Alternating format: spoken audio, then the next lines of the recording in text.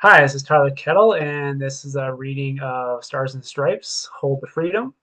This is as the start. Let's get into it. Type out an article on the latest luncheon between the various branches of the Canadian military.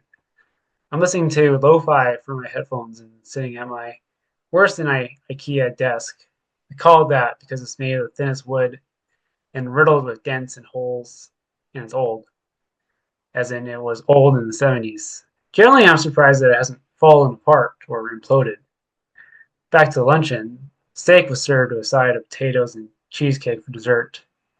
Only the very best for the colonels and admirals, while I try to forget about the runny scrambled eggs I had that morning. For the past hour or so, I've slowly typed out words with no feeling or motion, just filling up a page with words. I fucking hate this, and I don't like to throw that word around a lot. Can't help thinking, who the fuck cares about this luncheon? And why are they eating steak in wartime? And making me publish a story about it? But I shouldn't put that into the article. Correction, I can't put that into the article. My eyes drift away and I look around the windowless room that we members of the Canadian Press Corps currently reside in. A long crack runs along the ceiling. No one is quite sure if it's gone longer. We all hope that it stays the way it is. Holes mark the walls, which we have covered with mix of posters like the "This is Fine" meme and Studio Ghibli characters, as well as some pictures of Hunter S. Thompson, Lou Reed, and Gordon Downie. Frankie's contributions.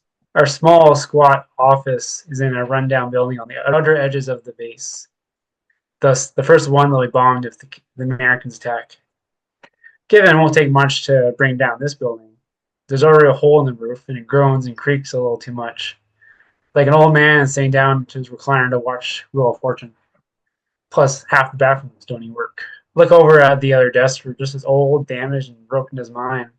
Frankie, dressed in army pants and a military shirt, typing out another brain-numbing article, something on a military parade, I believe.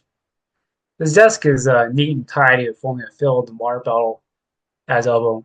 He's fairly fit with a slim yet muscular figure and thick veins running down his arms. I always see him running around the base and spending time in the gym. Then there's Andy. For a change, he's focused on his computer, staring at some lines of text, possibly Nemo. Andy is how to explain Andy. Today he's dressed in army pants and an Acura t-shirt. At least it's somewhat close to the proper uniform. And he brought his army-issued jacket, surprisingly. Hangs on the wall next to mine and Frankie's.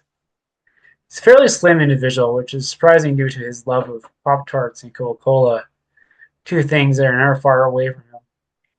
And his hair hangs down to his shoulders, something that Melvin, our sergeant, keeps ordering him to cut, but Andy never does. Frank and I think that Andy generally doesn't like the hair, although because of Melvin, Andy's just keeping it out of spite, which says everything you need to know about him. For as long as I've known him, Andy's never liked to take orders. So why did he join the army, join the military? Now that Frankie or I have figured that out. Andy's desk is the opposite of Frankie's. Pop-Tart crumbs, empty Coca-Cola cans. His computer and drawing pad cover most of the surface of it. But running the length of the front of the desk, there's a row of figures. Some of them are superheroes like Hellboy and Superman. Others he made himself, like his treasure figurine of a young Clint Eastwood. And then there's also Donald Trump being bent over by a bear, the only one that Andy will always speak at length on. To anyone, even random cleaners who attempt to clean his desk. Totally unprompted, I might add. There's a fourth desk in the corner, clean and somewhat not as riddled with art marks and dents like ours are. It belongs to Melvin, our babysitter. Strange to see it empty. Usually he's here to complain about our uniforms or to make one of his grand speeches on the greatness of the Canadian military. Where could he be? Sitting around the office, I'm reminded of when we were in a place with windows and working in bathrooms, desks not from the Stone Age, and artisanal coffee. I don't know what made it artisanal, but it tasted amazing and left you a warm buzz for your body. It was nothing like that Van Hoyt trash that I have now. Even with vast amounts of sugar and cream, it still doesn't taste anything like that dream-like coffee we used to have. I miss that place. Can't believe that I am saying that. We all started on the same day, and as we are being led on our introduction tour of the office, we bonded over 80s movies. Frankie had mentioned The Outsiders being the new guys in our general disdain for the military. Well, the disdain came later. And he even showed us a drawing that he made of a politician in bed with a businessman. At the time, I thought that was weird. Unfortunately, that was Andy being tame. Days, weeks, and months passed, and we spent a lot of time together, watching movies, drinking, gaming. We complained about our bosses and how they wouldn't let us submit anything like interviews at the front or political satire, like Andy's drawing. Well, I was kind of bored of writing up and drawing things that made our bosses look good. That passed a certain threshold, you could say. Didn't feel like propaganda, but it wasn't exactly the truth either. One night over twisted teas and white claws, desperate times call for shitty alcohol, we came up with the patriotic parrot press, an underground press company within the press. Andy called it pressception. Every piece of rejected work that we got back, we would set it aside for the patriotic parrot press. Andy contributed the comic called In Space, No One Here Clean, a story about a janitor in space. It was funny. I had some interviews with soldiers coming back from the front, and Frankie sent in an article on the military's harsh treatment of American prisoners. Then we were ready to publish.